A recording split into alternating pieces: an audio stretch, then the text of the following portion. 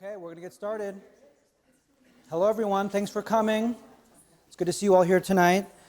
So, some of you guys may have hopefully seen maybe a video of us before or been to Beacon, but tonight is a very special presentation. I'm glad you guys could all make it tonight. So the goals for tonight, entertain you, have some fun together, make you think, make you smile, make you laugh. I do have a couple of coworkers in the back that are actually watching you guys like hawks. So if you don't laugh at my jokes, we actually will kick you out. We're very serious about this rule, so I'm watching some of you actually right now, and we'll see how it goes. But no, so tonight we're looking to entertain you, but most importantly to motivate and inspire you guys to make maybe some changes with your health. Before we get started, though, I want to make sure everyone's in the right spot, because sometimes mistakes are made with these invites. So tonight is actually Bodybuilding 101. Tonight is hamstrings and glutes. This is how you perform, no, a squat, no. Won't be doing all that. I'm Dr. Brett Appleby with Beacon Integrative Medical Center, and we are very, very passionate about what we do, and we try to practice what we preach. Tonight we're going to go cover a lot of various things with health, with wellness. Before I get started into the PowerPoint, however, I want to pose maybe a couple of questions, a couple of things that have been on my mind recently. Everyone in this room has been successful. Very successful, I would imagine, in at least maybe a couple areas of your life. Now, did that success come quickly, easily, and without any effort on your part? Okay. Very confident the answer to that is didn't happen, no. Like with health in general. Without hard work, without discipline, we're never going to achieve true health. A wise man once said, without hard work, nothing grows but weeds.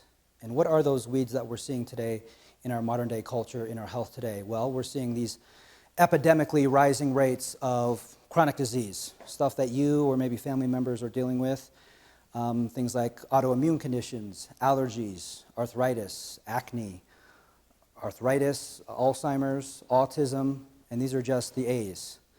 Chronic disease is on the rise, and it's been on the rise since roughly about 1980, which was the year I was born, so maybe it's my fault, who knows.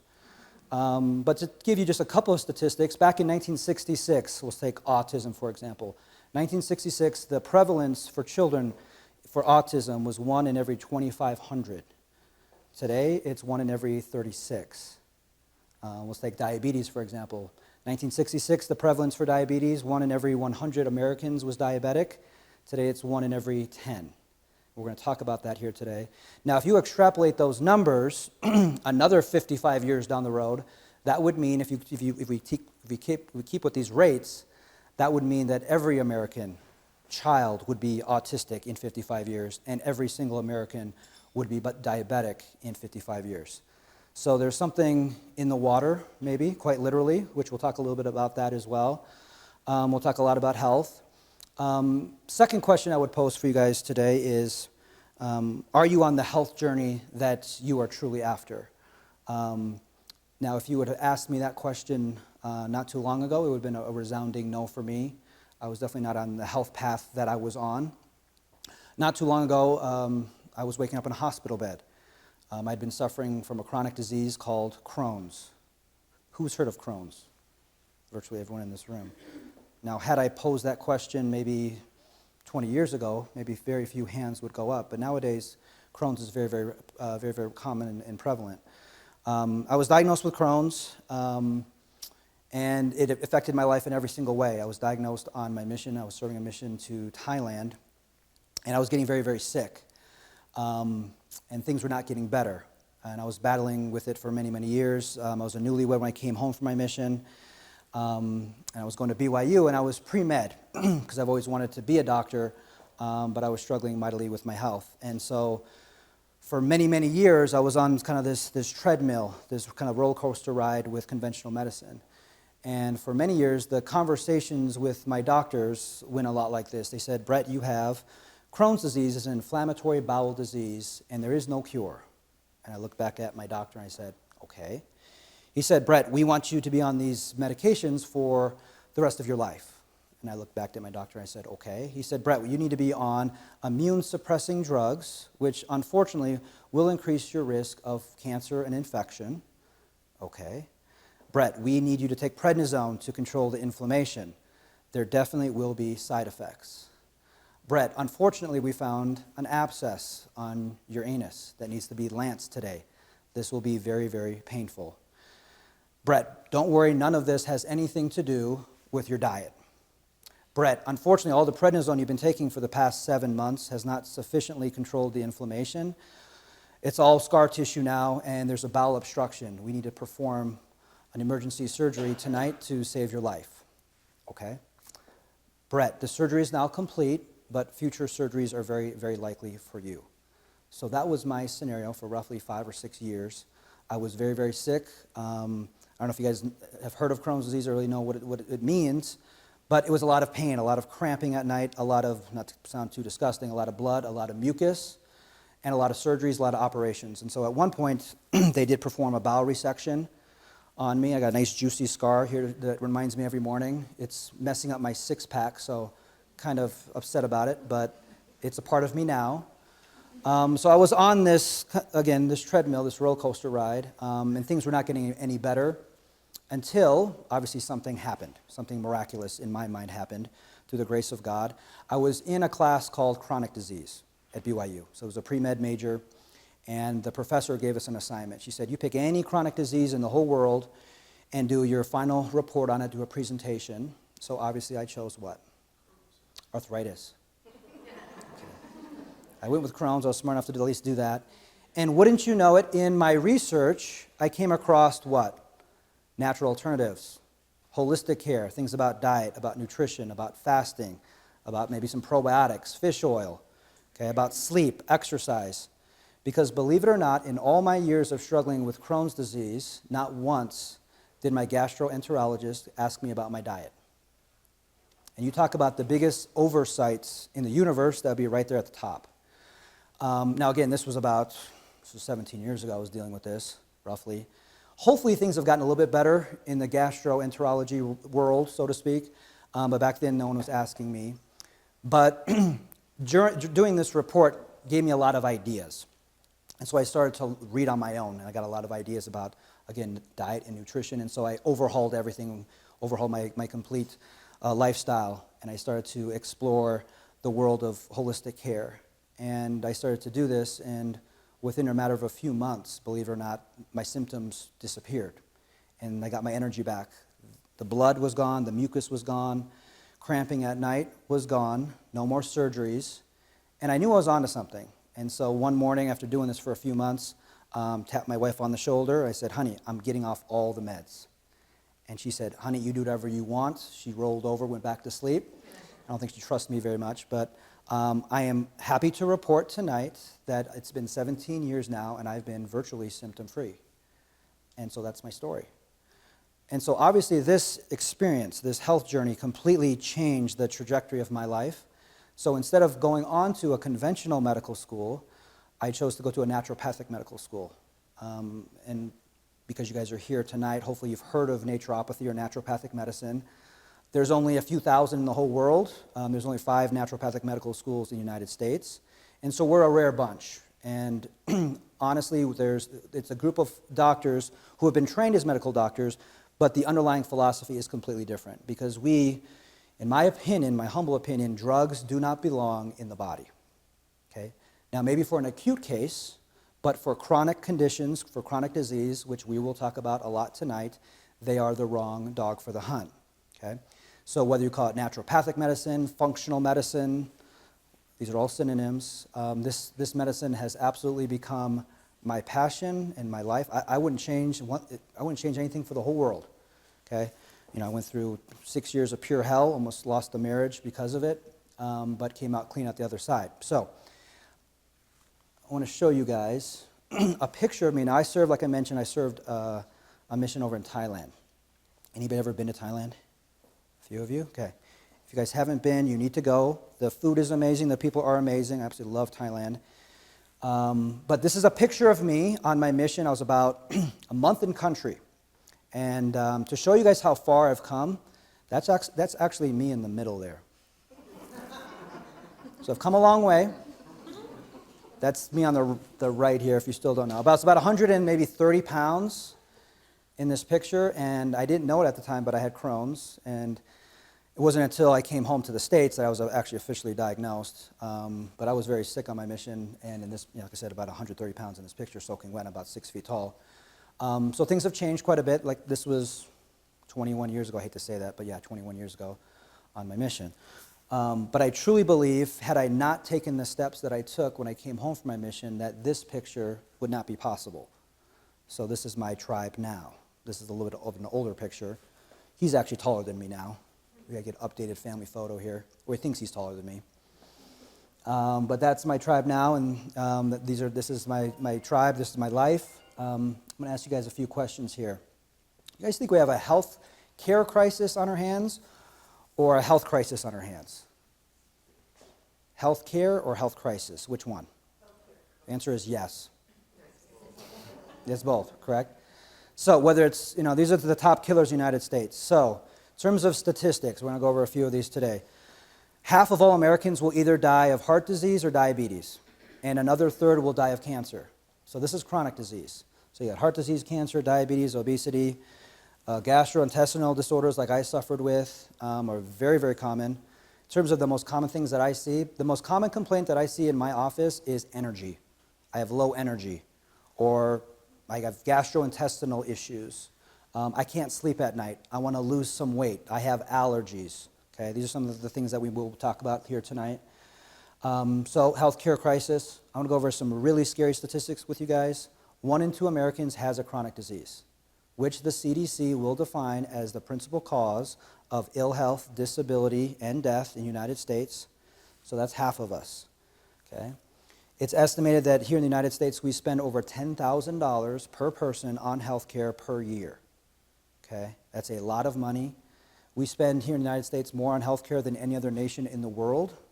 The second place competitor doesn't even spend half of what we spend.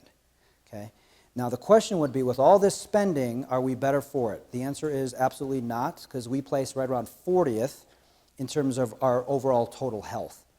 Okay, and so maybe I would phrase it this way: the form of health care that is the most expensive is probably the one that's not working. Now, why would that be? It's because we have to keep going back to our doctors, more surgeries, more antibiotics, because we're not getting better, okay? Another scary statistic: over 100 million Americans today either is pre-diabetic or has diabetes. And insulin resistance is what we call it, whether that's pre-diabetes. And again, this is just a spectrum, whether it's pre-diabetes or diabetes. And here's the kicker: 90% of those folks have no idea. Now, how could this be? We have 100 million Americans, that's almost half of the adults, have insulin resistance. That's what I'm telling you here tonight, and we don't know. Well, the best thing to do would be maybe to go see a doctor and run some labs, which we're going to talk about here in a moment. But before we even get into the labs, what would be some of the signs and symptoms of insulin resistance? Well, these are a few things that I've already mentioned here tonight. Number one would be maybe you want to lose some weight. Maybe you have a little bit more weight around your gut and you want to lose that. Maybe your energy is low. Maybe after you eat, you feel like you maybe want to go lay down. Maybe you have high cholesterol. Maybe you have high blood pressure. Maybe you can't sleep well at night. Maybe you have aches and pains. Maybe you have some allergies. All of these things could mean potentially that you have some amount of insulin resistance. So here's some of the things that I just mentioned in terms of the signs and the symptoms. Okay. Now, again, the best way to figure this thing out would be, all right, well, let's run some labs. So let's talk about this. Tonight I'm going to show you guys actual real labs of recent patients of mine. Now, this was a female patient, and I'm just going to show you a handful of labs of hers. And she had went and seen her doctor, and when she ran labs with her doctor initially, her doctor said everything looked great because everything was in the green. So metabolic tests. If we want to see how we're doing metabolically speaking, and that basically means how well are we doing at breaking down, metabolizing glucose, sugar. Okay. HbA1c is the first thing that we run. You guys ever heard of A1c before? Okay, can anyone give me maybe a definition of A1c? Anybody in the room? Okay. Yes, sir? Kind of history of your sugar level. History of your sugar? How far back does it go? 3 months. Perfect, 3 months. Okay, so 3 months. So it's a history of how you've been doing with metabolizing glucose. So it's a percentage. It's a percentage of red blood cells that have been damaged by sugar in the past 3 months. Okay? And what you want is the lower the better. Low fives is great. Even below 5 would be awesome, and I rarely see that. And then glucose is your blood sugar while you're fasted, okay? These are typical labs that you see, and again, this female patient of mine, when she had her blood work done, everything looked pretty darn good, okay? Everything was in reference range. Now, I'm going to give you guys an analogy here. Love to give you guys some analogies. What kind of an animal is this? It's a gazelle, okay. I want to compare this female patient of ours like a gazelle. And why would I want to do that? Well, she's just been to her doctor. She's not feeling so hot. She wants to lose some weight. She has no energy. She's a little bit anxious, a little bit depressed, can't sleep well at night, all these things. But her doctor says she's all good to go and it's all clear on the Western Front, okay? So now she's been given a clean bill of health, okay? She's frolicking through the fields, okay? She's right back to maybe that pizza or those burgers because according to her doctor, it's all good, okay? However, this is only half the picture.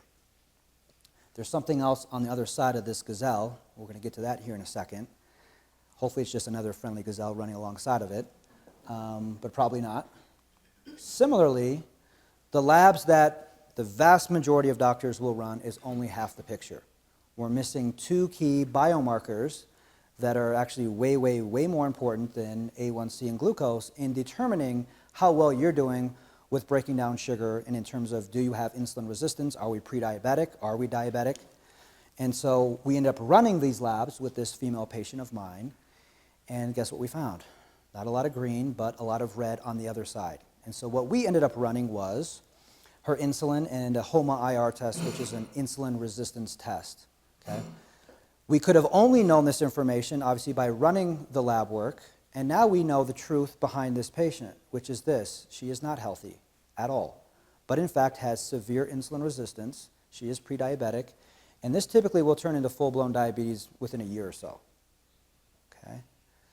Now, let's talk about insulin. Who's heard of insulin in this room? Probably everybody, right? Okay. In my opinion, insulin is the most important marker your doctor could ever run. So if I have a single mom with 7 kids, okay, which I've had before, and she can only run 1 blood marker, guess what I'm running? Insulin. Because this will determine more than any other thing I could run how long you're going to live and how well you're going to live, okay? Which makes a lot of sense because the most common prevalent condition in the United States today is, guess what? Insulin resistance, okay? This is our key problem. So what I want to know is, well, what is your insulin while you're fasted? Now, it should be 5. Your insulin should be 5 or less. She's sitting here at 30 while she's fasted. This is 6 times the amount of insulin in her bloodstream than should be there, okay? We could have only, again, known this if we ran the blood work. And this happens, I swear to you, this happens to me every week. I do blood work at least once or twice a day. I do lab reviews with patients. And this is extremely common. But again, these are patients, because all we ran was the other half first, were given a clean bill of health and would have gone on living the same lifestyle, eating the same foods, completely oblivious to the fact that their health is under a serious threat. Does that make sense? So I went back a couple of months to see, and like I said, I swear to you, every other day I'm seeing this. And so I went back a few months and collected some more labs. So I'm going to flip through, just briefly, this scenario. And what I want you guys to notice is the half that conventional medicine will run, that your insurance will cover, because here's the problem. The reason that doctors are not running this is because insurance typically doesn't cover it. And you can go in, you can bleed, or you can beg and plead with a doctor, but unless the insurance companies cover it, this will not be ran. Okay? So I'm going to flip through a few of these, and what I want you guys to notice here is these are all green that the doctors typically run. The other half that we ran, they're all red. Okay? So I'm going to flip through these, and what I want you to notice is these high insulin scores. And again, that should be 5, and these are in the 20s and the 30s, 19, 22.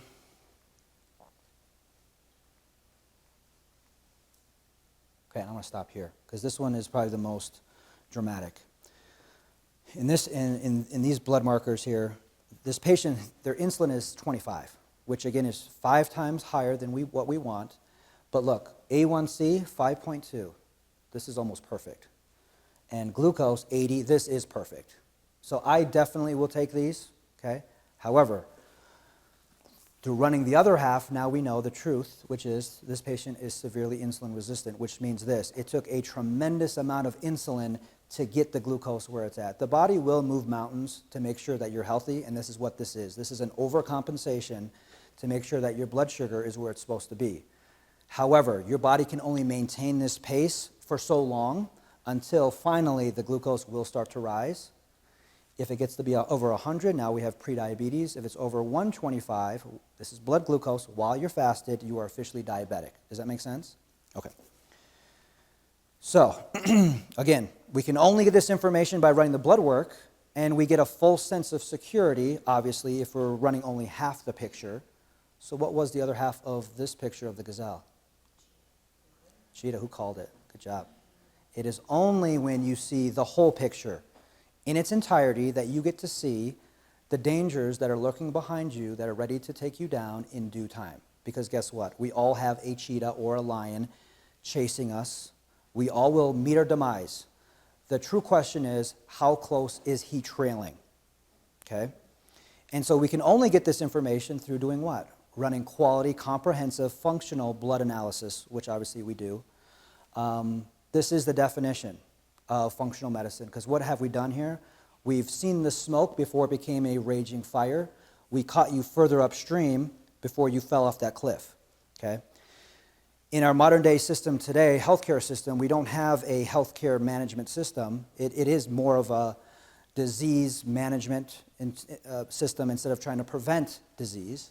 I'm going to ask you guys a couple questions here. Go around the room maybe. What do you guys think? What are we doing wrong in terms of our health? Why have we become so diseased as a people? What do you think? We're not eating right. Eating right, food, yep. We'll definitely talk about that. Any other ideas? What are we doing wrong? That's creating insulin resistance and some of these issues we're talking about tonight. Yes? There's added sugars and like things that don't even show, like that aren't sugared. There's added sugars and everything. Sugar everywhere. Yeah. Give me an example.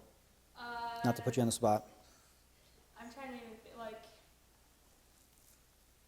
think of just certain foods that you wouldn't think has sugar in it. Like bread. Like bread. You got it. Yeah.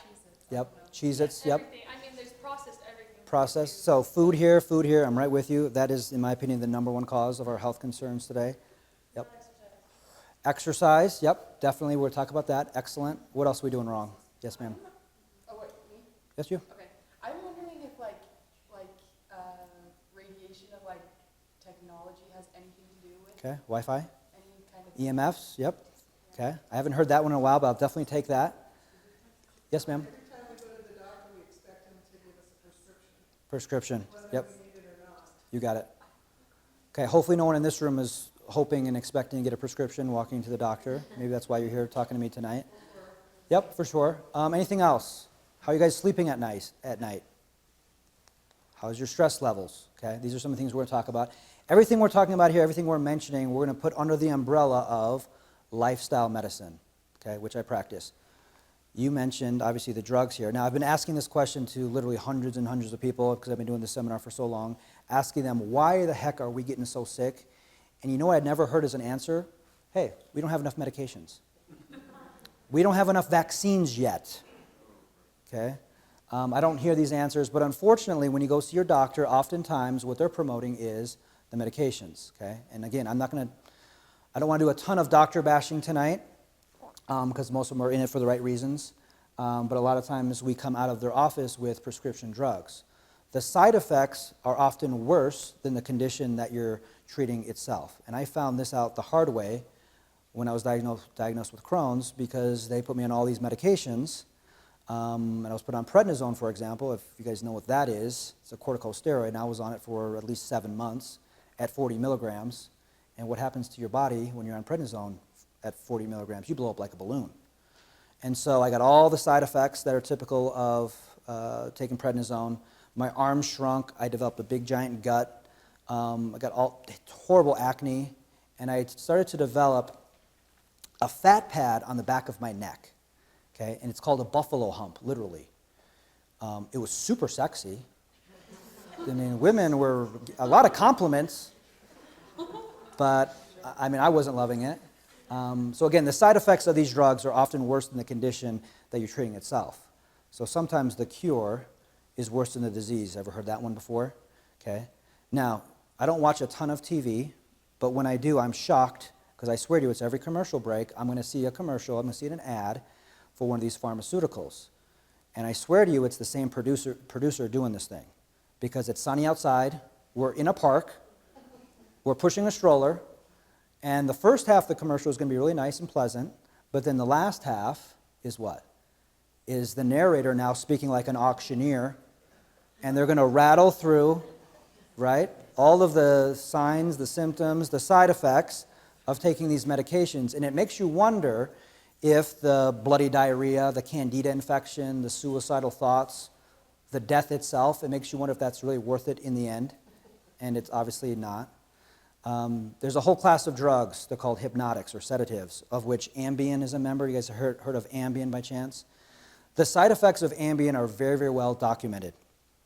And they include uncontrollable sleep eating, sleep walking, sleep driving, sleep sex, all with no memory of it the following morning. So although that might sound like a lot of fun to you, ma'am, probably not the safest of activities, okay? So we have become quite literally in this nation a pill for every ill nation, a pill for every ill, which means this. The main goal of the doctor, so you mentioned going to see your doctor and these prescription drugs. Although you may hope and pray that when you see your doctor, he may be after a preventative cure for you, ultimately what they're truly after is what? A diagnosis. Because that's the way they're trained. They're after a diagnosis for your signs, your symptoms, your conditions, so that they can do what? Match that up with a pharmaceutical drug. So it's a matchup game, okay? And it's a dead end. Because are these drugs actually getting to the root cause of your condition? They're not. They're doing what? They're masking, covering up, palliating what's actually going inside your body. So we're going to talk even more about that as we move through here. You had mentioned food. You had mentioned food. You guys are right on it. This is our biggest issue in America here today. I specifically chose this picture because it pretty well defines and represents the standard American diet. So this is the standard American diet.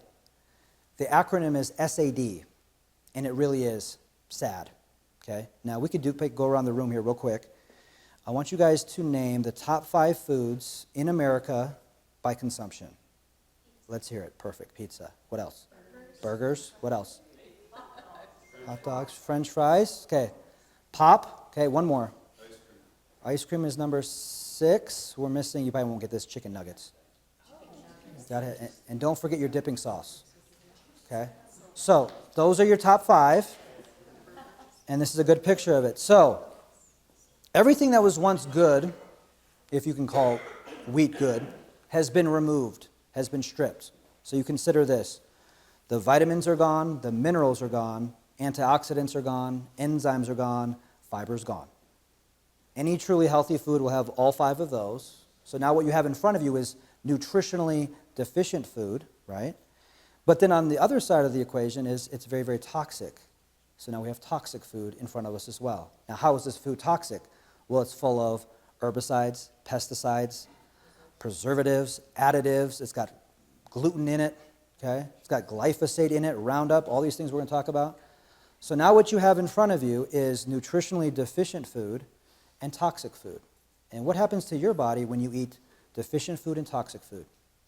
You become deficient and toxic, okay? And that is ultimately what's driving the condition of most Americans today. When I went to medical school, I was lucky enough to have a nutrition class, so I had a nutrition professor, and he called this dietary crack, this food, because it's been formulated to be what? Highly, highly addictive, right? To taste really good on the tongue. But to some extent, everyone in this room knows that food is medicine. Food can be your medicine, and you are what you eat.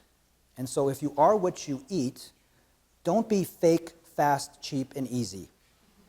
Okay? There is not one biochemical reaction that occurs in your body that doesn't stem from something that you once ingested. So do you want your body to be comprised of chicken nuggets, soda pop, ice cream, pizza, or how about grass-fed steak, a green smoothie, wild-caught salmon, salads, okay? So that's a choice we can make. Stress. You talked about EMF, so that's radiation in the air. That's definitely a factor. There's 3 types of stress in the world that affect us. When I say stress, most people think about psychological or emotional stress. That is definitely a big one. But also there's physical stress, and then there's also chemical stress, which we'll talk more about. Let's see a show of hands. How many of you have no stress in your life? Let's see all of those hands. Okay, that's what I thought. So we have all this accumulated stress in our lives, and we have a decreasing ability to deal with it. Okay, so that's a big deal. Activity. How many in this room are getting as much exercise as you know you should be? Let's see all those hands. Good, handful of you. The CDC now estimates that at least 80% of Americans are not meeting the minimum recommendation for activity and exercise. Okay? So although you have the feeling like you really want to go to the gym and get after it, this is my stunt double, by the way. We use him for commercials sometimes. He does a good job. We want to go to the gym, we want to get after it, but often what happens is something more like this. Because why? We're tired, okay? We're exhausted at the end of the day. We have no energy. We have no time. We've been to the gym before. We ran into old Superman here and we walked out of that gym. Or we've been to a trainer and they pushed us too hard. Like Jeff, who's a trainer back there, who got out of the business. There's a lot of excuses, of course, but ultimately, if health and vitality is the goal, exercise is mandatory. So the next question will be, all right, what's the very, very best form of exercise? What do you guys think? The very, very best thing you could possibly do physically for your body.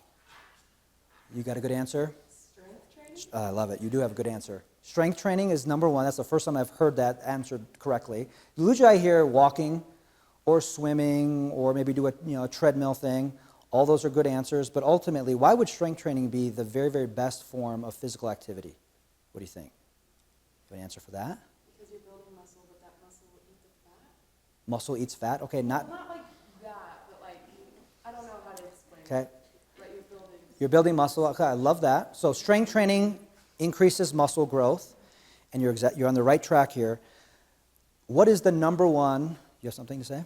Well, it like increases your metabolic rate. Okay. Just throughout the day, it keeps it. Perfect, perfectly said. Ultimately, what you guys are both saying is I'm going to go back to what is the most common prevalent condition, health condition in the United States. What are we struggling with the most? Which is caused by? Obesity is caused by what? Insulin resistance. So insulin is fertilizer for fat cells. You cannot put on fat unless your insulin is high. And how does insulin go up? When you eat excess sugars and carbohydrates. Okay? So strength training becomes the very, very best form of activity because exercising drives the sugar into the muscles, not into the fat cells. That's why. So I teach a whole class on this. It's a nutrition class that we do over here at Beacon just down the street. And we go over this in great gory detail. We actually just did one a couple nights ago. And it's a 3-hour lecture that I give. But it's well worth it because ultimately what we're after is giving you guys the why. Ultimately, I can give you the what. I can tell you exactly what I want you to eat. I just mentioned 3 things that I want you to eat, right? But if I don't give you the why, you're less apt to follow through, okay? All right, so activity, very, very important. Lifestyle. So whether it is the prescription drugs, the diet, the activity, the stress, the toxins, the stress, all these things we're talking about, this is your lifestyle. And believe it or not, researchers have now proven that roughly about 95% of your disease state, of your ill health, is actually caused by your lifestyle. 95%. Leaving 5% left over to blame who or what? Genetics. Perfect. So we have 5% to blame who? Mom and dad. So we can't change that. And so in naturopathic medicine, we like to say that your genetics will, what? Load the gun, but your lifestyle pulls the trigger. And here in America, we are pulling that trigger very, very hard and very, very frequently. But you go and see your doctor, and he's maybe pushing a prescription drug for maybe your condition that you're struggling with. You ask your doctor, and any question for your doctor would be a great question, but what if you asked your doctor, all right, doctor, why do I have diabetes? Why is my blood pressure elevated? Why do I have high cholesterol? Why am I depressed? what is typically the answer that will come back at you? What do most doctors claim is the cause of your disease? What do you guys think? Any ideas? It's usually they're going to blame it on mom and dad, your genes, your genetics. Okay? That's exactly what they told me when I was diagnosed with Crohn's disease. They wanted to hear about my family history, and I do have an aunt with lupus, which is an autoimmune condition, as is Crohn's. And so we went right there and said, all right, this is your fate in life. This is your lot. This is the hand you've been dealt.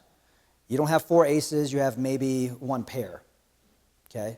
Now, they can blame your genes. What else could they blame? They could blame your age. You're getting old. I hear that all the time. They told me that I was just getting old. And number 3 could be bad luck. So genetics, age, bad luck. Can I do anything about any one of those 3? Obviously not. And so if I can't do anything about those 3, and those are the reasons that are coming back at me, I have no power. It takes all the power from me, and now they have all the power. What I'm saying to you tonight is this: you have all the power, because 95% of your health is determined by the choices that you make. And so health is a choice, and you can learn how to choose it. Okay? And so this is, in my opinion, the best news of the day. Because if 95% of health is determined by what I do every single day, and I know what I'm doing, I can restore my health, I can regain my health quite easily within a matter of sometimes just a few weeks. Okay? So, how do we do this? Well, before we start there, who's going to fix us? Who ultimately is going to fix us? You know, it's a tough uphill climb to get our health back sometimes. Who ultimately is going to help us get it back? Who do you guys think? Us? Okay, I love that answer. Who else? If not us, who else can help us? Me? Okay, love that answer. But you're right, doctors. Okay, because if you got a white lab coat and a stethoscope, you must know what you're talking about. Because to go to medical school, well, to go to get your undergrad for 4 years, go to medical school for another 4 years, then get trained in your specialty, typically another 2 years. This is a decade of learning. And so these doctors, they know a ton about the human body and about health, or we should. But here's the thing. Unfortunately, doctors today are just as much in a bad spot. There's just as much victims of the system as we are. Now, how is this? Well, you consider this. Your average typical primary care physician has about 2,500 patients on their roster, and they're seeing patients maybe 30 or 40 a day at a clip of maybe 1 every 10 minutes. And that's not a ton of time to see these patients. So you think about it, maybe someone in this room. Last time you went and saw your doctor, how much time did he spend with you? Anybody want to give me that answer? In and out. In and out? How long? Hi, how you doing? What are you here for? Mm-hmm. You know, what can I do for you? Total time was how long, do you think? 5 minutes. 5 minutes, okay. Unless I come. The typical allowable billable time for most insurance companies is, guess what? 7 minutes. Okay, 7 minutes is typically. So again, hello, how are you? How are you doing? I mean, how much time is that in terms of getting after the root cause?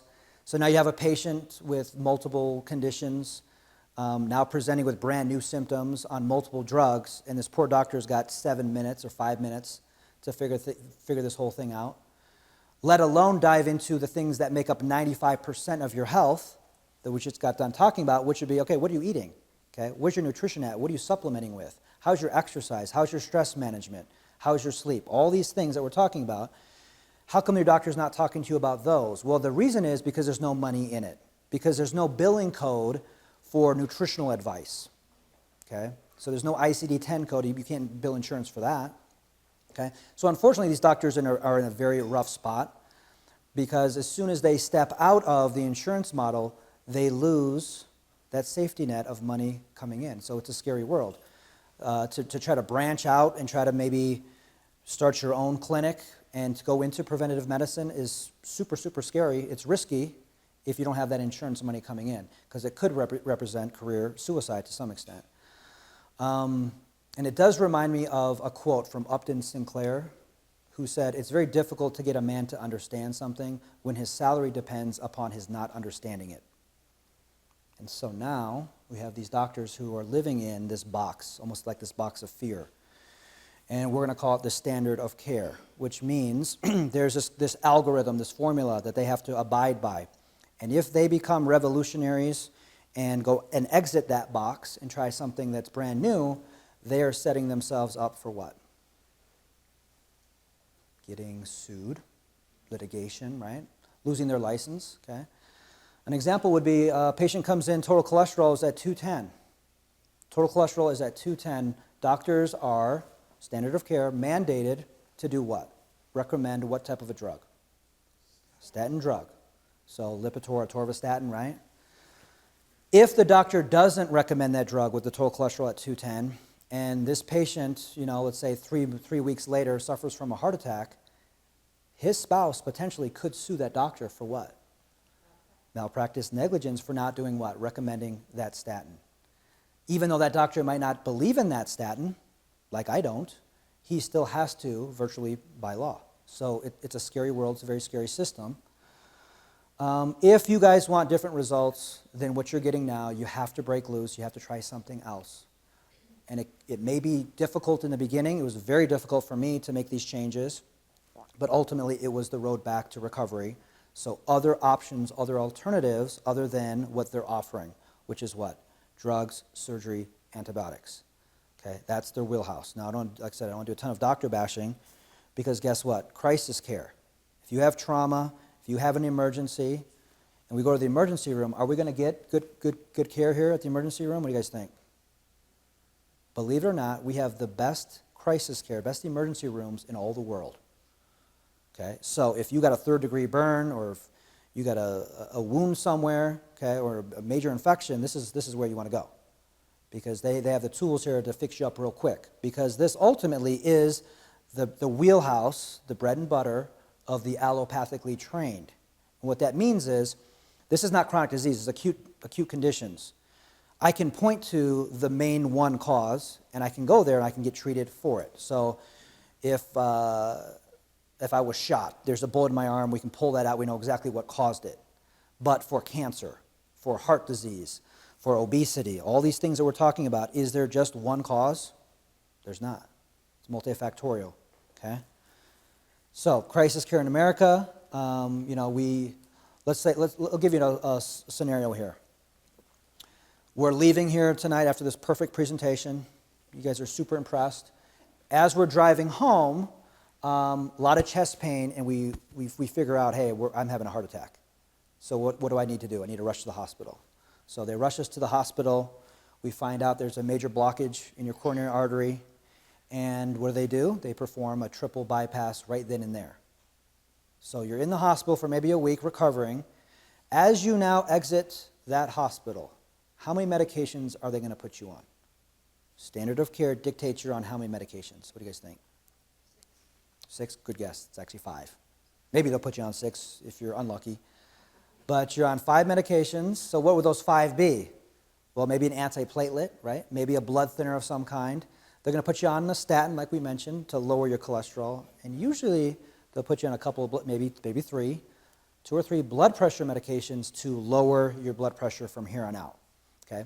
However, would it make any sense for me to take a blood pressure lowering medication if my blood pressure was normal to begin with, or even low before my heart attack? Would that make any sense? It wouldn't. Doesn't matter, because we're doing it. Okay? Because ultimately it has very, very little to do with preventing a future heart attack. It has more to do with what? Minimizing liability. Okay? So there's not a lot of tailoring going on or customizing health, unfortunately. We'll talk about this here for a minute. You guys had mentioned statin drugs. You kind of knew what they were. You guys have heard of Lipitor, maybe, atorvastatin? This was an ad for Lipitor back in the early 2000s, and this is how they sold a ton of drugs. What they said was, hey, if you take Lipitor every single day, it will lower your risk of having a heart attack by 36%. Now, if that's true, and there are no side effects, which unfortunately there are, but if it's true, sign me up. I'll take it. But unfortunately, there's an asterisk here. And what does that mean? It means there's more information that you might want to read. And so when you go in and you actually read that study that they're citing, it's not 36%. It's actually 1%. And so this is very dishonest. It's not illegal. It should be. But here's the thing. He who has the dollar wins. And how many dollars does Pfizer have? Okay, a ton. So ultimately, this quite literally has become the number one selling drug of all time, and it was all done with this marketing ad campaign, basically misrepresenting, misquoting a study saying that 36% of folks can reduce their heart attack here. Now, I want to give you guys some natural alternatives for reducing your risk of a heart attack. If you take just 1 gram of fish oil every single day, you reduce your risk of a heart attack by 40%. Okay? And guess what? I have never in my career told someone to take just 1 gram of fish oil. Okay? Usually we need at least 2 or 3 grams. Okay? They've never done that study. Unfortunately, they probably never will. But if you're African American, if you take just 1 gram of fish oil, you have a reduced risk of a heart attack by 70%. Okay? Amazing. Because what we find here, what is fish oil providing? Omega-3s, which are anti-inflammatory, which is the driver of the heart disease in the first place, inflammation, okay? Not the cholesterol. Okay? Folic acid in B12 reduces your simple B vitamins, reduces your risk of heart disease by 50%. Okay? Vitamin C, just 500 milligrams, which is basically nothing. Okay? 500 milligrams of vitamin C reduces your risk by 50%. 600 milligrams of magnesium reduces your risk of stroke this time by 48%. Okay? These are amazing statistics. Now, let's go on to cancer for a minute. If you just take 200 micrograms of selenium, that will reduce your risk, especially you women, of breast cancer by 72%. 72% reduction in breast cancer risk by just taking selenium every single day. Prostate cancer, colon cancer, lung cancer. Okay? Virtually 1 in every 2 Americans today will at some point be diagnosed with cancer. Okay? It's very close to overcoming heart disease as the number 1 killer. Okay? 1 in 6 women at some point will be told that they have breast cancer. Now, how can I reduce that risk? Well, I can take selenium every single day, just 200 micrograms, which is just a small trace amount. Now, what is selenium? You guys ever heard of it before? Selenium? It's in Brazil nuts. Perfect. The best source. Okay, it's in Brazil nuts. But here's the thing about selenium. It's a mineral, and it's found in the dirt. And that's why it's cheaper than dirt. And that's why you never heard of it. Because there's no drug company walking around setting up big giant ads and billboards promoting this. But guess what?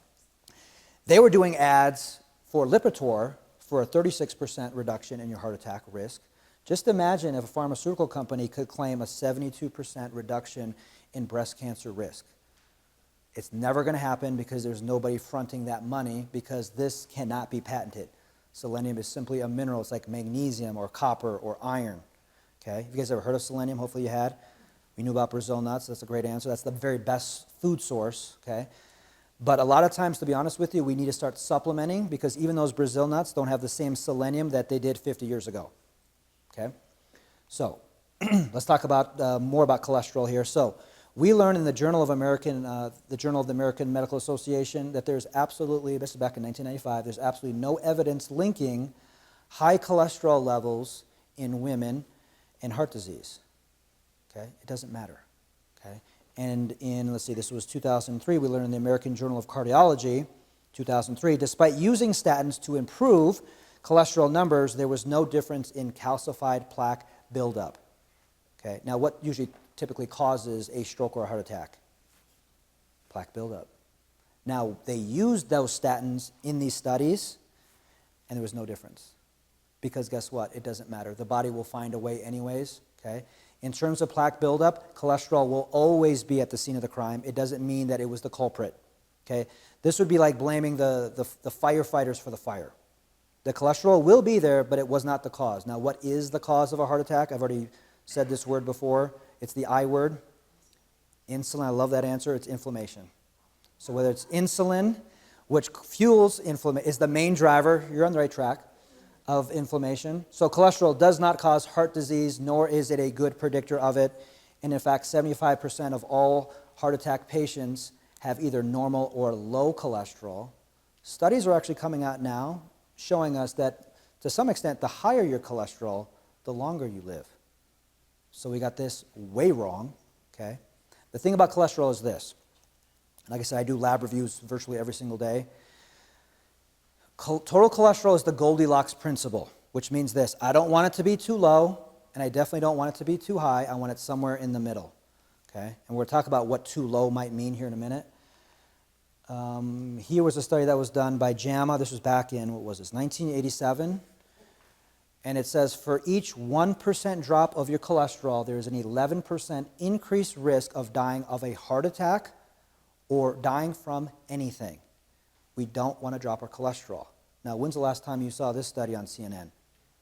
Okay, they'll go out of business before they report on this. Okay, so we've known this. This was back in '87 that we've known this, that you don't want to drop your cholesterol. So, some of the side effects of these statin drugs. So again, Lipitor, atorvastatin, simvastatin. You guys probably heard of some of these. Hopefully, you're not on them. But if you are, we can talk about it. They will deplete your CoQ10. So if you guys are taking these statin drugs absolutely positively, you want to make sure you're taking a CoQ10 supplement, at least 200 or 300 milligrams minimum. Even better would be come and maybe see me, and I can help you get off of it potentially. But here's the thing. If you drop your cholesterol, you are virtually guaranteed to reduce your body's production of sex hormones. Because here's the thing. Any doctor worth his salt has read a biochemistry textbook, and they would know that cholesterol is the building block of all your hormones. So if I take a statin drug and I lower my cholesterol by 100 points, what's going to happen to my hormone production? It comes down. So let's talk about that. So these are, again, actual labs of a real female patient of mine not too long ago. And when she first came and saw me, she was suffering from, the top 5 things that I typically treat, okay? She had no energy, wanted to get some energy back, okay? Anxious and depressed, brain fog, wanted to lose some weight for sure, and was not sleeping well at night. Okay, does that sound familiar to some of us? So she had gone to her doctor, and initially, years ago, her cholesterol was above 200, and so she was put on a what? Statin drug, okay? To lower her cholesterol to do what? Hopefully prevent, at least in theory, prevent a heart attack. That's why they have folks on these statin drugs. So when I ran her blood work, first thing we see is her total cholesterol. Okay, you see that red arrow there. And what is her total cholesterol when we start this program? She's at 141. Am I happy with 141? What do you guys think? I'm not. Okay, now you guys, I mentioned the 200 mark for total cholesterol. That's kind of the cutoff. But 141 for me is far, far, far too low. It's too low cholesterol, okay? My cutoff for total cholesterol is 160 for an adult, okay? Because I know if I see low cholesterol, I know probably, maybe, perhaps, most of the time, it's going to affect the hormones. So I go to page 4 of the labs, and what do I end up seeing? Well, we look at her female hormones. Her estradiol, progesterone, these are all in the ditch. There's nothing left at all. And her total testosterone is less than 2.5 nanograms per deciliter. And it means this: she has no testosterone at all. Okay? No testosterone. The test couldn't pick it up. Okay? You think this might have a little something to do with that cholesterol-lowering medication? Okay? And so testosterone this low, honestly, she's a 55-year-old woman, this patient of mine. And there is no difference between these hormones and a 95-year-old woman. I wouldn't be able to tell the difference. Okay? And to be quite frank, 95-year-old women who are not on statins usually have better blood work than this. And she's a 55-year-old woman who at some point wants to lose a little bit of some weight, right? Doesn't want to feel anxious and depressed, wants to get her brain back, wants to have some energy, maybe wants to have sex before she dies. Okay? Is that going to happen with this? Not going to happen. Impossible. Okay? Is it going to happen with estrogen, progesterone, close to 0? Okay. Again, these are 95-year-old numbers. But the thing is, the doctor is so worried about this stupid cholesterol thing that he has suppressed her hormone production into a state of what? Non-existence. Could this have anything to do with why she's feeling so crappy? This is the reason. Okay. It's not the only reason, but it is the main reason, because here's the thing about hormones. Hormones are the most powerful molecules in your body, okay? And if you don't have any, guess what? You don't have any power. You don't have any power to get out of bed, to do the things you want to do, to fight disease, okay? So hormones are a big deal. And again, this is page 4 of my labs that I do with all my patients if you come and see me. And these need to be optimized if you want to feel, function, and look good. I call it the FFL principle. Everyone's after it. Everyone in this room wants those three things. You want to feel better, you want to function better, you want to look better. Is that possible with this? It's not possible, okay? So we got to get off these statin drugs if we can. I want to show you guys one more example here. This was how old was he? 72-year-old gentleman that I was treating not too long ago. And he was severely overweight. He was morbidly obese. You can see his BMI is 39.5. What should your body mass index be? Do you guys know that? Idea? 25. Somewhere between 20 and 25 is where you want it to be. So he's sitting here right about 40, morbidly obese, 72 years old, absolutely has no energy, okay? Actually, when he first came and saw me, he said, Dr. Appleby, it was either come and see you or go and see my primary care doctor, where he fully expected to walk away with a wheelchair and some oxygen. I mean, that's how desperate the situation was. So can't sleep at night, no energy, and his wife was begging me to help him because she wanted to have sex again. And I said, okay, hold on, we'll get you there. And so she gave me 4 months and to work on it. And so total cholesterol when we start this thing is 145. Now, am I happy with this? I'm not, because I'm looking for at least what number? 160, okay? Now that you guys are following along with the logic here, if I see very, very low, which this is, low cholesterol because he's on that statin drug, okay? If I see low cholesterol, I'm going to turn the page forward. I'm probably going to see what? Low hormone production, okay? So I turn to page 4 in the labs. It's exactly what I find. His total cholesterol is at 289, and his free testosterone is at 32.8. 32.8 is what you find in a 12-year-old boy. And this again, is a 72-year-old man who at some point, again, wants to lose some weight, wants to have some energy, wants to sleep at night, would love to maybe make love to his wife one more time. Okay, is that going to happen with free testosterone at 32.8? Not physically possible. Now, how did we get to this level here? Probably has a lot to do with that cholesterol-lowering medication. Okay, now here is the key here, and I'm going to say this probably a couple times. Low testosterone is a bigger risk factor of a heart attack than having high cholesterol. Let me say that one more time. His low testosterone is a much bigger risk factor of a heart attack than having high cholesterol. Okay?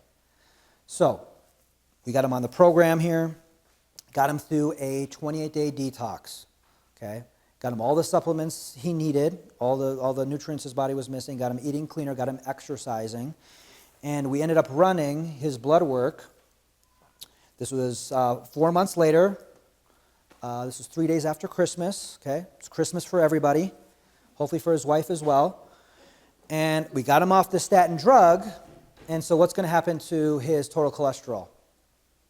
Goes up. Okay, it's at 170. I'm still not perfectly happy, but it's rebounding. And now the true test. Where is that darn cholesterol or that testosterone? So testosterone. Within 4 months, his free testosterone doubles.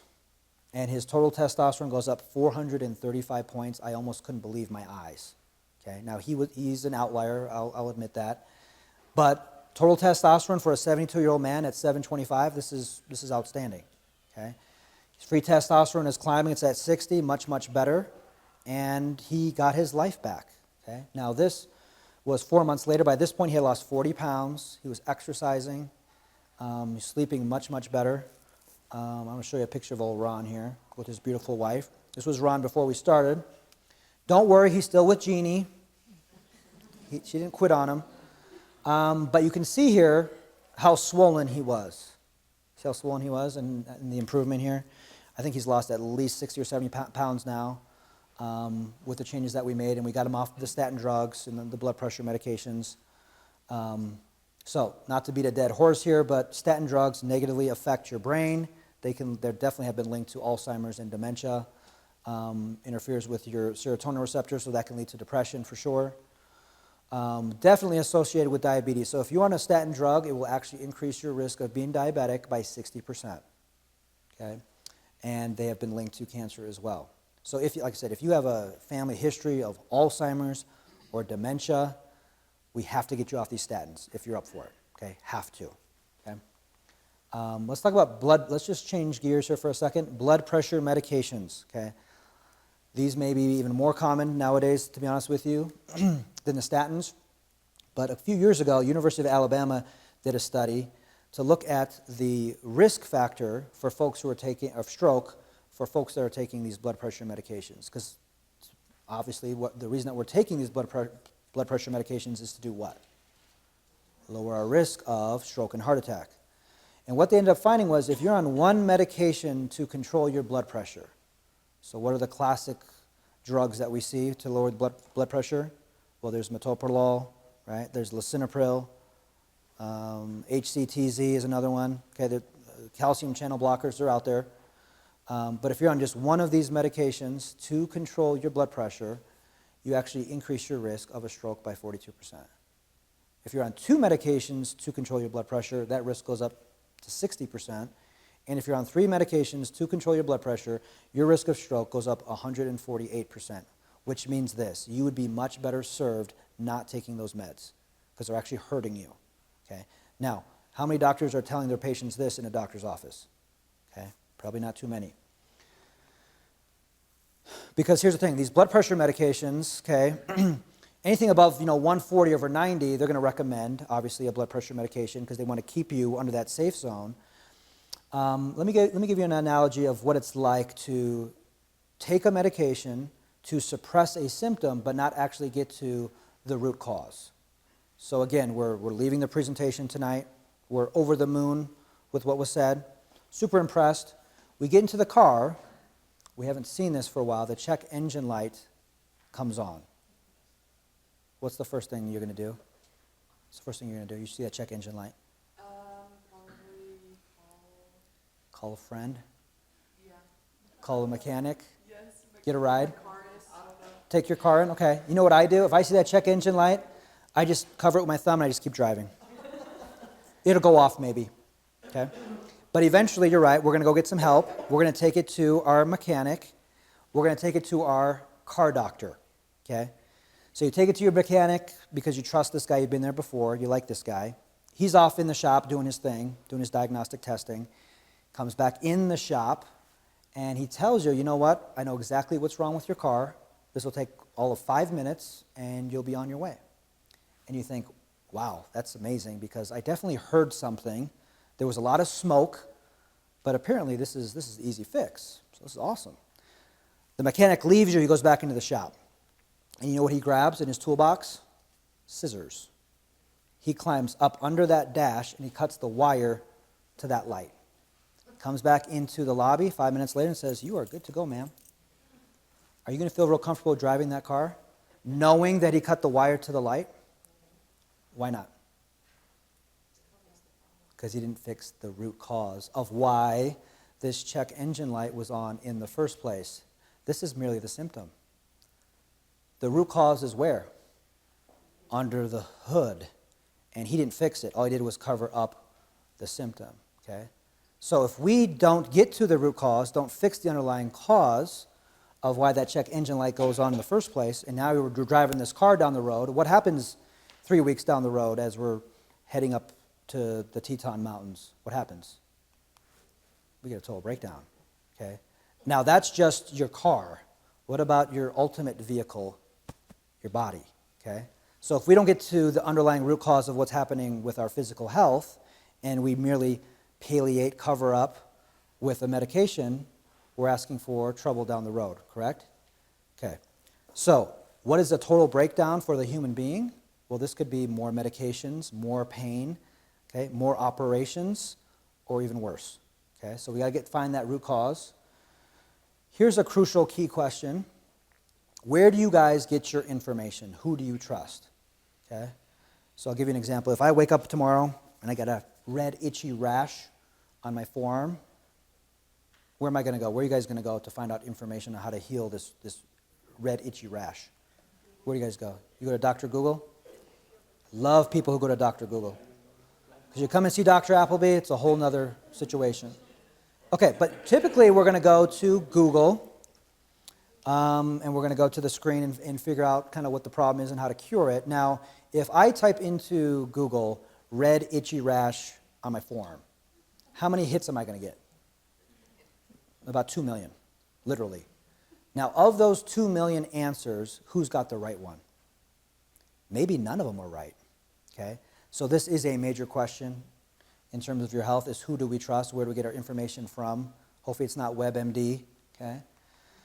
Do you guys think that as Americans we're more proactive or reactive as a people? Or reactive. And so if you go and see your primary care doctor, you haven't seen him for maybe 6 months, and he tells you, you know what, your blood pressure is way up and you put on 15 pounds, you should probably stop walking your dog like this. Okay? But we have to give the driver credit. Okay? These are Montana plates, so it makes sense. We have to give the driver credit because he knows the dog needs what? Exercise. Because what happens to that dog if it doesn't exercise? Let's hear it. He gets fat, chews the furniture, so he's going crazy with the furniture, okay? What else happens to that dog?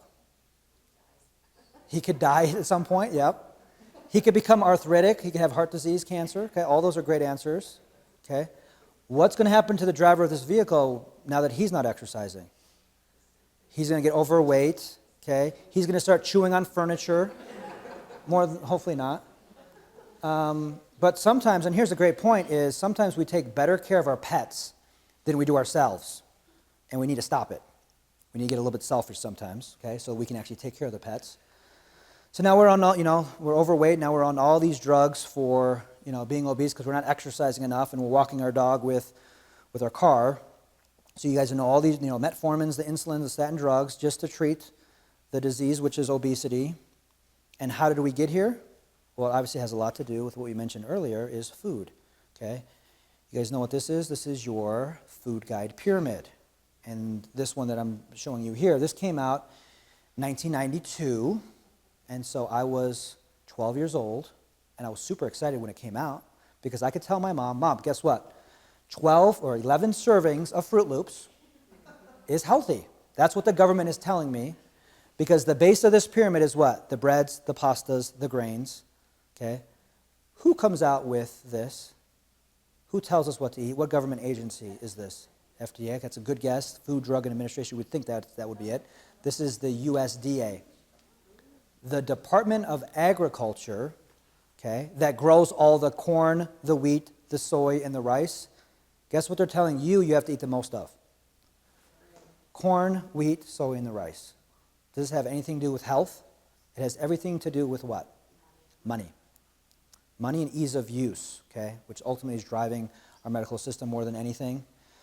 Now every few years they come out with a brand new one. Now this was 2002 roughly, the newer one.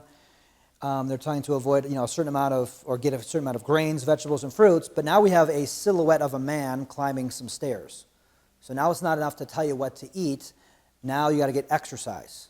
And so literally it's saying this: 90 minutes of daily physical activity may be required to prevent weight gain.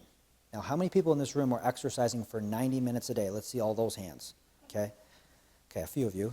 Most of us aren't, mere mortals. We can't keep that up.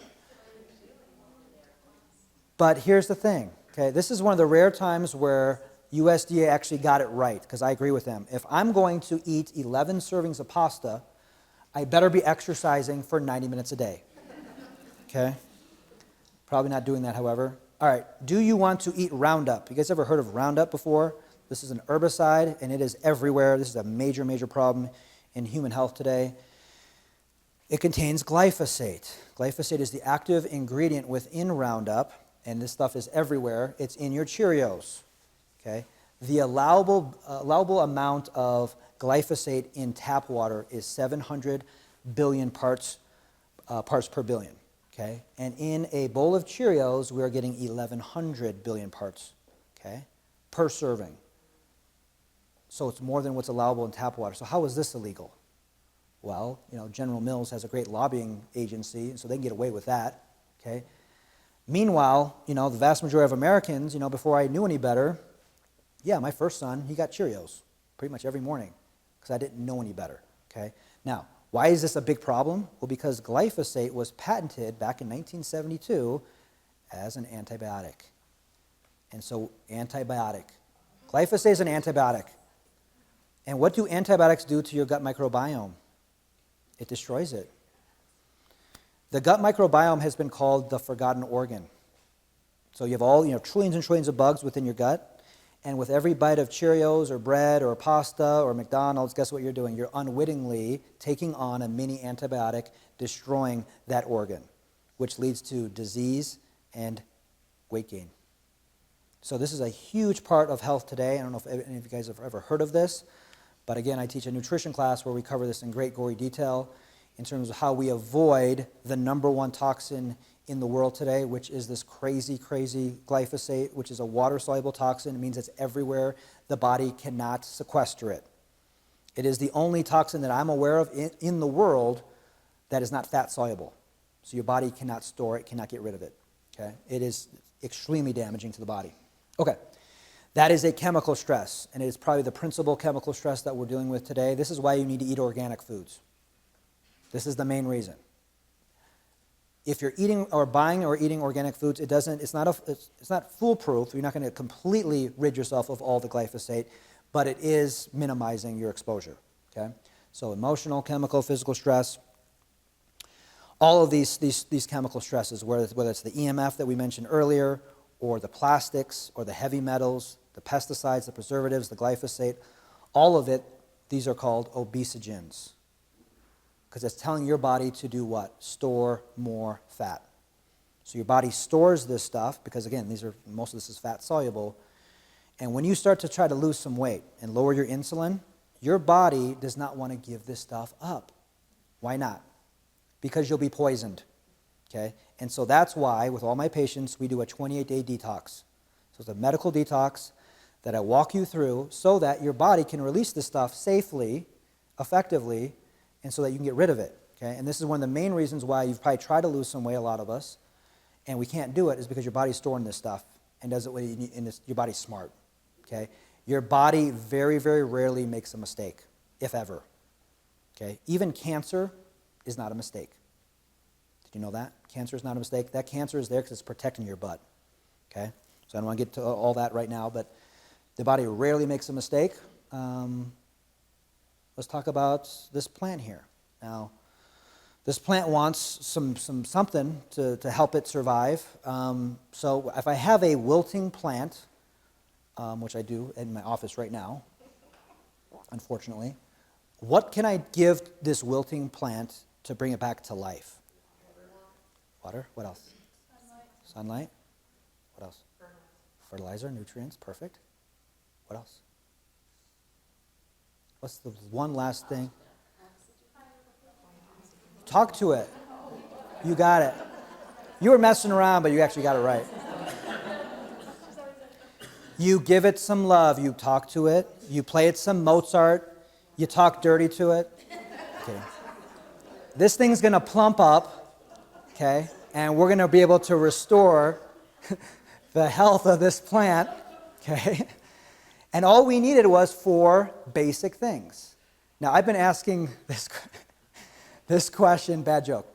I've been asking this question to hundreds of people over the years, and I'm asking this question, okay, I have a wilting, dying plant, what should I give it? You know I've never heard as an answer? Give it a drug. Give it a pharmaceutical drug. Plump it right up. Give it some Viagra or something. Haven't heard that. I'm still waiting. But ultimately, if you guys distill everything down that I'm giving you here tonight, that is ultimately what your doctor is telling you when you go and see them. You're missing a drug. Would I ever give a drug? Would I ever drug a plant? Then why would I drug a human? Okay? We need 4 basic things, okay, to survive. Okay? You don't get a headache because you have a Tylenol deficiency. You don't. You don't have high cholesterol because you're missing out on a lot of Lipitor. Okay? We need to treat the root cause here, okay, and find the underlying cause. Let's go over real quick your check engine lights, so to speak. So these are just a handful of things that I see most often when patients come and see me, and these are the signs and symptoms that are telling them, they just don't know it yet, that there's a problem under the hood. So, bowel difficulties. If you're not having at least 1 good bowel movement per day, you are constipated, and that is a major, major problem.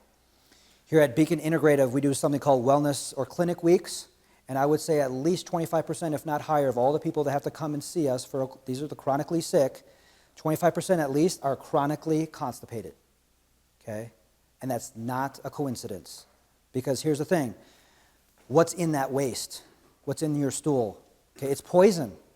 And if you're not readily getting rid of it and it's sitting there in your colon, guess what? It reabsorbs. It leaches back into, not to sound too disgusting, leaches back into the bloodstream, and now your liver has to deal with it on second pass.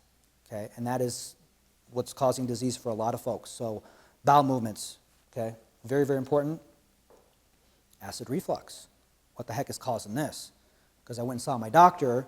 He said I had too much acid, and now I'm on this omeprazole, this Prilosec for the rest of my life. Otherwise, I can't live. I'm in so much pain. Okay. Now, what causes acid reflux? Is it the high acid? Okay, we're going to get to that in a minute. But here's the thing.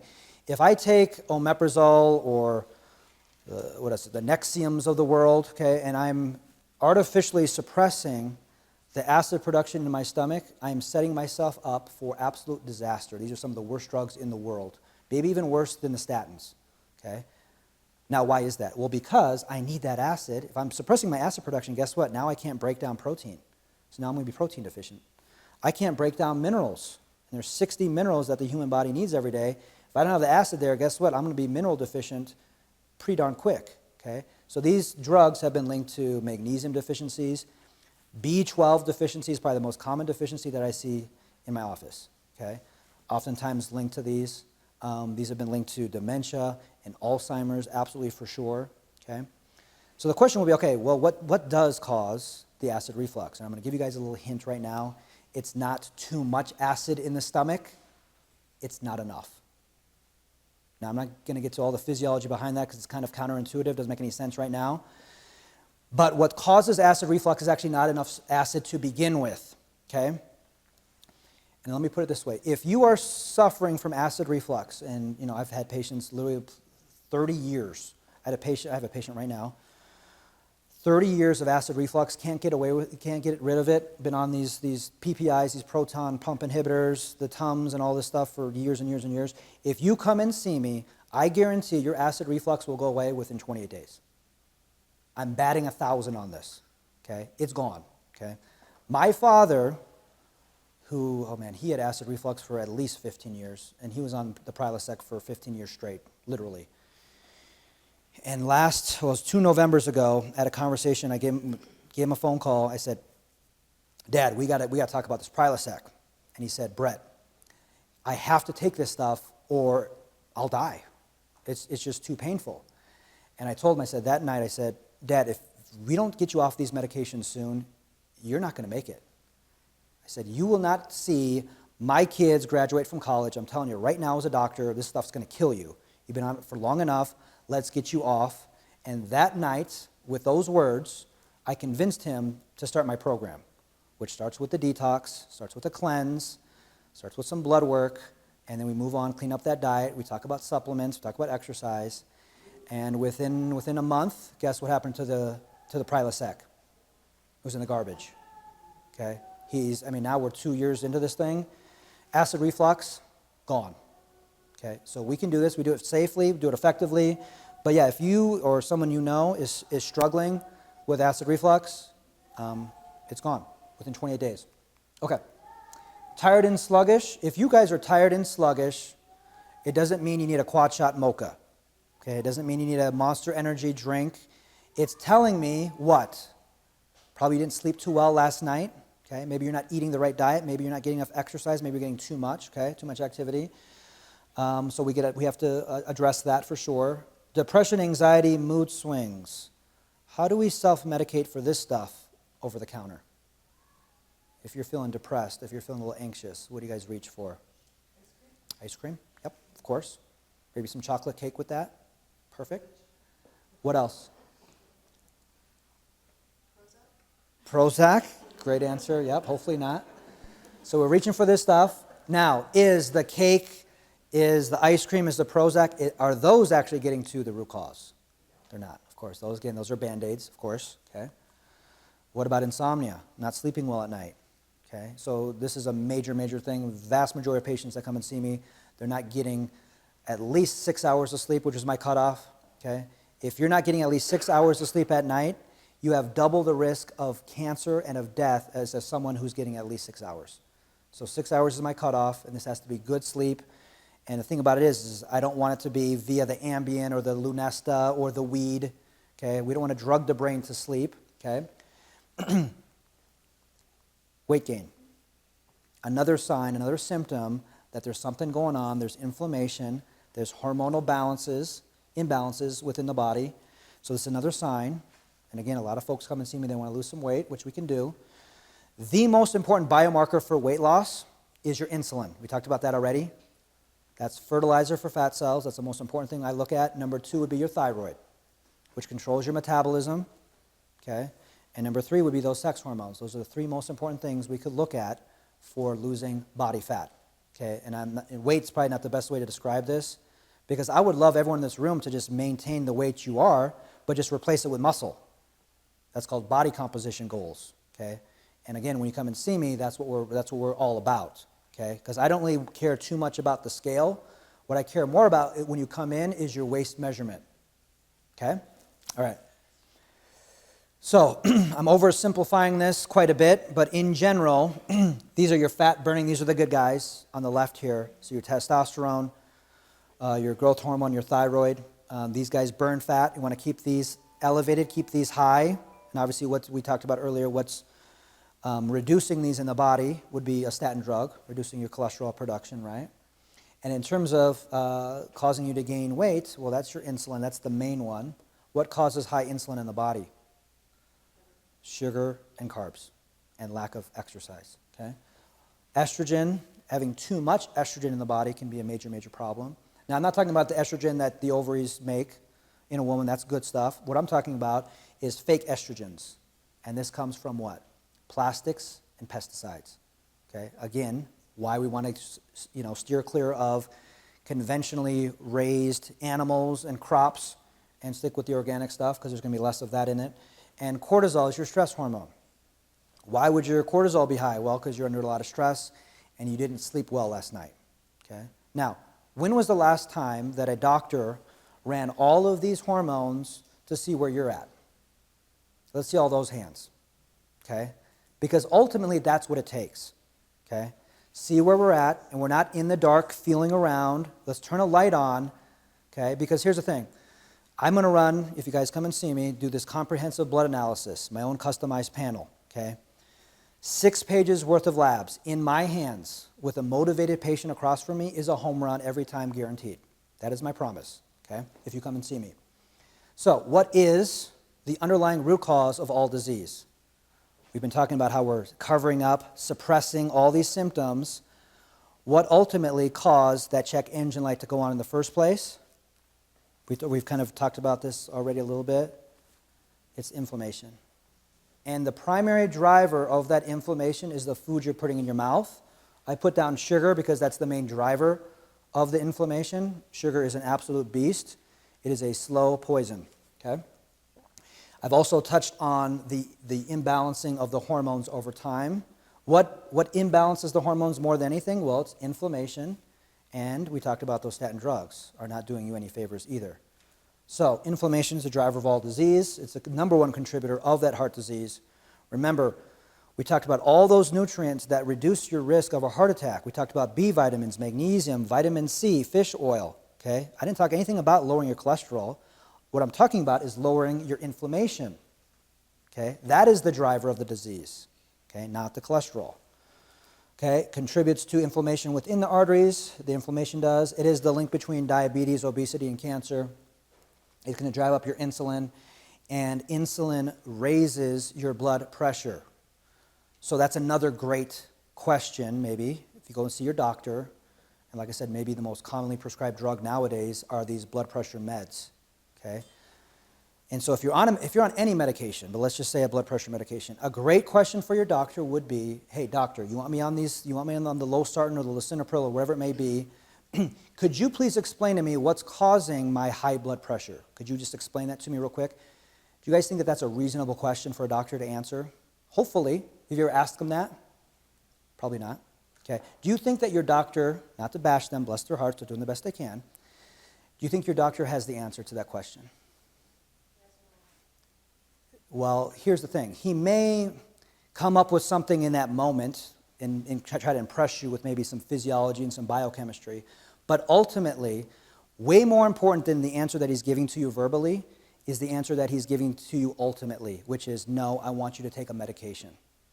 Meaning the cause of your high blood pressure was the lisinopril deficiency. Does that make sense? So it doesn't really matter what they're saying. Ultimately, it's what they're recommending. Okay. Now, I'm going to give you guys the answer right now to why your blood pressure might be high in the first place. Okay. And it has everything to do with this right here, this other eye. Okay. At least 90% of the time, the reason that your blood pressure is high is because your insulin is high. And it's toxic to the body. Okay. So that's the toxicity that's driving the high blood pressure. And there's a deficiency in your body. And it's almost always magnesium. So if I lower your insulin, which I've done with literally hundreds of my patients, okay, lower the insulin. How do I lower insulin? Well, I got to get you eating healthier. Okay, now like I said, it all starts with a detox. But I lower your insulin because I get you avoiding the sugars and the carbs. Maybe we'll start some exercise. I don't make you exercise right in the beginning because we're detoxing. But eventually, that'll lower your insulin. And then I give you some magnesium. Just go ahead and supplement you with some magnesium, a high-quality, physician-grade magnesium. We get that on that long enough, and guess what will happen to your blood pressure? Comes down. Within 2 weeks, almost without exception, I can get at least a 20-point drop in systolic blood pressure on the detox. 20 points, almost guaranteed. So if your blood pressure is at, let's say you had 150 over 99, I'm virtually guaranteed I'm going to get you down to 130 over 80 by week 2 of the cleanse. Did I do anything magical with you? I did not. All I did was lower your insulin, which is the driver of the blood pressure. So if you want to get off these blood pressure medications, this is a similar promise and guarantee. I shouldn't make any promises, but I will. The same guarantee. If you want to get off these blood pressure medications, it will be done. Okay? Yes, ma'am. Question? Can you have high insulin and low blood pressure? Could you have that? Yeah. It'd be extremely rare.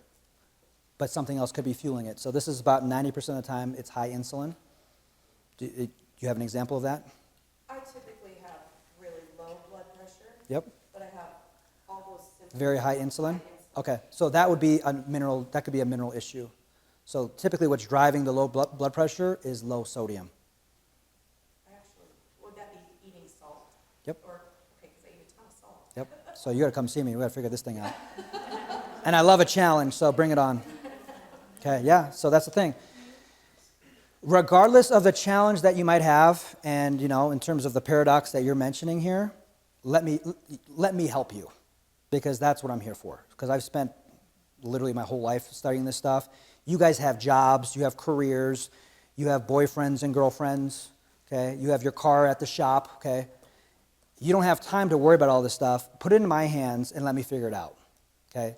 And that is my promise, I will figure it out, okay? So, let's skip through that. Okay, have you guys been told that your labs are normal, that they're healthy, but you don't feel normal or healthy? Okay, so what do we need to do? We need to dive deeper. We need to do these functional blood analyses that I've been talking about and see where we're at. So, here are just a handful of the biomarkers. These are some of the most important things that I run. What is the most important biomarker that I run? Well, it's that insulin that we've been talking about. Number 2 probably would be HSCRP. C-reactive protein is a great measurement of inflammation in the body. What about these hormones? What about your omega-6, omega-3 ratio? Okay. What about your fibrinogen? You guys ever heard of any of these? These are the key markers. But again, unfortunately, the vast majority, if not all of these, are not covered by a typical insurance company.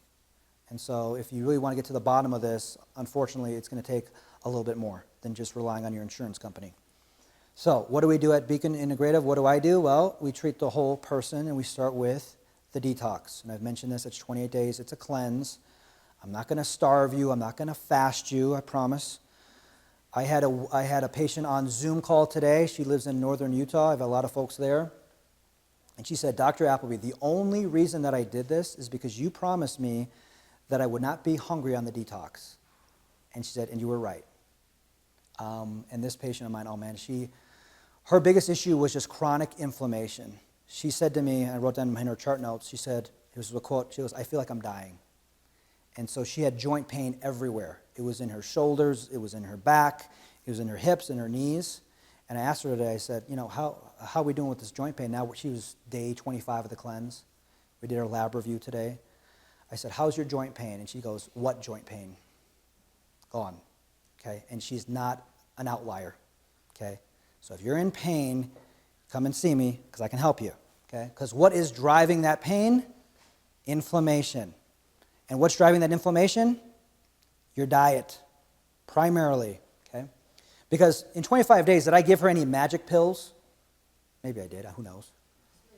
I gave her some smoothies for sure. She's eating well, right? The main thing that I did is I took her off of the toxic food. So that is the refined grains, the breads, the pastas, all the yummy stuff. Okay? But unfortunately, here's the thing. If you really, really like your current diet and your current lifestyle, but at the same time you don't like the way that you feel, you have a real decision to make. Because your lifestyle is your health. Remember I said 95%? That's it. Okay? So detox is where we start.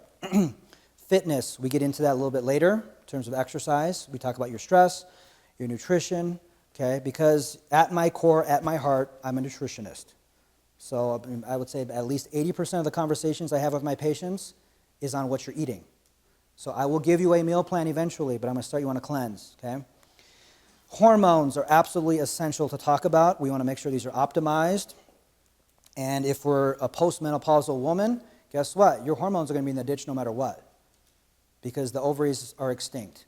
And so you're not going to have any estrogen, you're not going to have any progesterone. I got to look at your testosterone, and we got to come to a decision on what you want to do about that. Because going through menopause is the same, on the other side, it would be the same as a man being castrated. There's really no difference. You don't have sex hormone production, okay? And it's going to expedite, unfortunately, the whole aging process for you.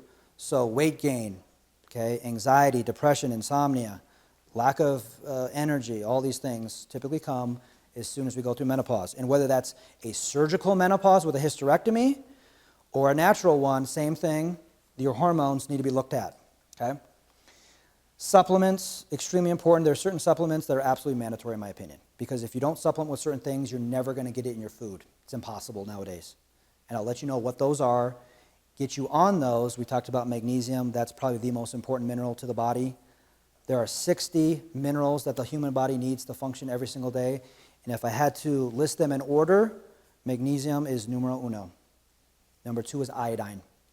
And that's what I put all my patients on. So I'm giving you guys some trade secrets here. Advanced labs that we do. Now, how many of you in this room have done at least one of these things to improve your health in your life? Let's see those hands. Okay, all of us probably. Now, how many of us have done all of these things at the exact same time with a trained professional? Because that ultimately is what it takes to get your health back. And that's what we do at Beacon. So, ask yourself 2 key questions, okay? What would life be like? What would life be like if I were able to resolve my health issues, okay? And even more importantly, on a scale of 1 to 10, what am I willing to do to get there? How motivated am I? 10 being the highest motivation, okay?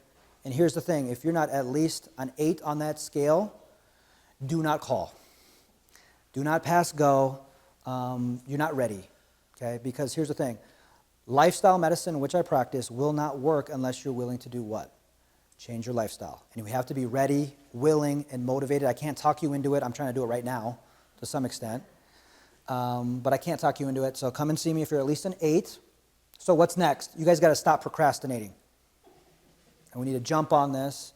So here's what we're offering. I want you guys to be able to come and see me for personalized care. Okay? And so every patient is a little bit different. Every program is a little bit different. But I am working with kind of a rough outline sketch, a template. You come and see me, you're going to get an individual program design. Every time you see me, it's not going to be for the 5 minutes. It's not going to be for the 7 minutes. It's at least 30 minutes. Oftentimes it's 45 minutes. Your lab review with me is an hour and a half. It's 90 minutes. So when was the last time you spent 90 minutes going over your labs with your doctor? Let's see all those hands. Okay, I'm pretty confident that's probably never happened. We do all these classes, so I teach classes as well at the clinic. So it's not just doctor visits. I'm going to see you every 2 or 3 weeks roughly. A lot of it's pretty top-heavy as we get the ball rolling. But to prepare you for this 28-day cleanse that I have you do, you're going to come to a couple classes. So it's a smoothie class and a detox preparation class for a couple hours. Okay? Then after that, we get you on your detox. We get the blood drawn. You come in for your lab review. Later on, after we get you on your program, you come to a nutrition class with me, like I mentioned before. It's a full 3-hour lecture. And I promise you, you're not going to fall asleep. It's a lot of information that you need. And then at some point, you're going to come shopping with me. Okay? We go to Nordstrom. It's a lot of fun. No, we're probably not going to go to Nordstrom unless you want to go get some new shoes or something. But we're going to go what? Grocery shopping. Because this is nuts and bolts. Okay? So I'm going to walk you around a grocery store for 90 minutes. We're going to go up and down the aisles. We're going to go into the lion's den, which is the center aisles. And I'm going to establish some ground rules for what ends up in your cart. And I have 5 rules of shopping. Okay? And if you follow those 5 rules, you could shop here in Rexburg or in Bangkok, Thailand. As long as you can read that nutritional label, you will know if you can buy it or not. Okay? So instead of just giving you a fish every single day, I'm going to teach you how to fish so you don't need me anymore. Okay? That's my ultimate goal, is you don't need a doctor because you are your own doctor. Okay? And that's not probably the best business model in the world, to be honest with you, because I don't get any repeat customers. But where do I get my business? Because you get better, you tell your friends about me. That's what it's all about. Okay? So, we do the medical detox, we do the functional lab analysis, and you have access to me virtually 24/7. Okay? Meaning you can get a hold of me, you can text, you can email me, and you will get an answer. Typically within 20, I promise is within 24 hours you're going to get an answer from me. So I field, Bethany knows, she's the health coach. We field a ton of emails every single day, well over several dozen probably. But in the program, we have to be able to make some decisions, to make some changes on the fly if need be, and not have you wait for 2 weeks to make a doctor's visit to come and talk to me. So you have access to me throughout the whole 5-6 month program. That's typically how long you're going to be with me. Okay? All right. So Beacon, we also specialize in what I mentioned before, which is this wellness week, clinic weeks, where we offer all these amazing things. So this is also available to us if we need it. We can help anyone and everyone. Okay? I've treated patients as young as a couple years old, all the way up to 90 years old, okay, and everything in between. Believe it or not, I will even take on millennials if you twist my arm enough. Okay? I will take on millennials, but we can treat anyone and everyone. I don't care how sick you are. If you have cancer, I will take you on. If you just want a little bit of a tune-up, you want a little bit more energy, or just, hey, let me look at my labs and be more proactive about this, we can do that as well. Ultimately, what do I want to find out? Where is that cheetah? How close is he? How hungry is he? Okay? And that's what the labs will tell us. Okay? Now, some of you in this room might be thinking, all right, all this is wonderful, this is great, it's a great show, but trying something like this sounds too risky. Okay? If trying something like this sounds too risky, wait until they hand you the bill for not trying. Okay? If making an investment in your health right now sounds like it's too much, wait until they ask for the bill for not making that investment. Okay? There are only 2 types of people in the world that buy Cadillacs. Do you know that? Those that can afford them and those that can't. And similarly, there's only 2 types of sick people. Those that are not willing to change their lifestyle and those that are but don't know where to start. And so this can be your starting line and your finish line, and that's my promise to you if you guys come and see me. What we're offering here tonight is a wellness evaluation. Because you guys are so nice and so kind to come see me, what we're offering is you come and make an appointment. Tiffany, Bethany, they're here. They have laptops. They have my schedule online here, and so you guys can jump in and see me. Come and see me for a full hour. It's only $89. There's a ton of paperwork, unfortunately, that make you fill out. If you guys ever been to a naturopathic doctor before, you know that there's a lot of paperwork, because here's the thing. I want to know how you've been since day one, and that's why there's so much. There's about 7 pages of paperwork that I'll have you fill out, and if you guys are interested in coming seeing me, we'll give you that paperwork here tonight and get you on my schedule. If you have recent blood work, bring it. If it's within the past year, we'll take it, we'll look at it. Oftentimes, like we talked about tonight, it's not going to be sufficient for the cause. It's probably not anywhere close. but bring with you your goals, your priorities, your objectives, because after that full hour, those goals become my goals, okay? And within a full hour, we'll figure out a program designed for you in terms of, okay, what are the labs that we're running? What's the detox look like? How many visits? How many classes? How long is it going to take? And we're going to figure out all those things and then a price as well, okay? So $89 to come and see me for a full hour. If you want to bring a family member or a friend, your aunt, your uncle, I don't care who it is, and they want their own consultation and they're willing to fill out their own paperwork, that's only $49. So it's $138 for 2 people for 2 hours to come see me in my office, okay? We did it. We got through it. I want to take your questions. I'm not going to take them right now in front of the whole group, but if you guys have specific questions, stick around, grab me. We'll maybe get off into a corner, and I can answer those for you. Before we leave, though, I have a request. Raise your left hand if you learned something new tonight. Raise your right hand if you're glad you came. Round of applause for yourselves. You did it. You guys were awesome. I want to talk to every single one of you if possible.